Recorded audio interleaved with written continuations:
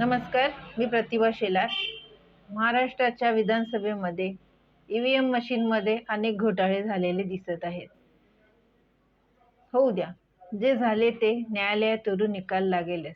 पण आता जी शपथविधी होत आहे त्यामध्ये महाराष्ट्राचे मुख्यमंत्री हे एकनाथ शिंदेच झाले पाहिजे, महाराष्ट्राचे उपमुख्यमंत्री अजितदादा पवारच झाले पाहिजे आणि महाराष्ट्राचे गृह खातं आणि गृहमंत्री हे एकनाथ शिंदेकडेच असावं, जेणेकरून महाराष्ट्रामध्ये जे संतुलितपणा राहील तो योग्य पद्धतीने राहील. कारण आमच्या साताऱ्याचे सुपुत्र आहेत ते. गेल्या 2.5 वर्षामध्ये खातं ज्यांच्याकडे होतं त्यांच्यामुळे किती काही विचित्र प्रकार घडले.